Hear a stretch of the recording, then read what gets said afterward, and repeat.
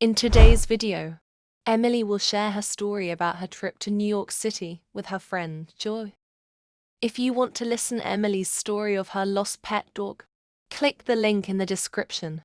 This is the great opportunity to test your English listening and speaking skills. Listen carefully. My trip to New York. Hey, I am Emily. Last month Joey and I took a trip to New York City. Joey is originally from New York, so we also took this chance to revisit his parents. Our journey began at LaGuardia Airport.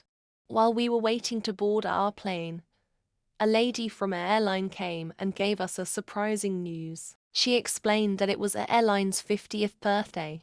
To celebrate this special event, they were giving passengers a special upgrade.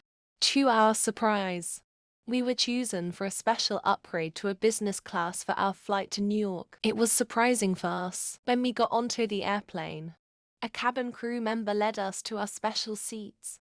The seats were very big and could even become beds. We were also happy about the special foods and the luxury amenity kits they gave us. It made us feel very special on the flight. We had an unforgettable and smooth flight to New York. After landing at JFK Airport, we took a cab straight to Joey's home.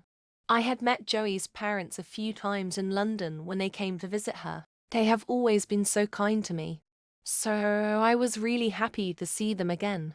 After a good night's rest and recovering from our long flight, we were ready to our New York City adventure the next day. Joey knew the New York well, and he made a list of important places for us to see. We were excited to see the busy streets, big buildings and famous places in the New York. New York is famous for its skyscrapers, which together form a skyline. Our first stop was Statue of Liberty, which is most famous place in the city. Our next stop was Central Park. Walking through the park, we enjoyed the beauty of green trees. We also had our favorite street food. Next, we went to Times Square. It was full of bright lights and big screens. There were so many people.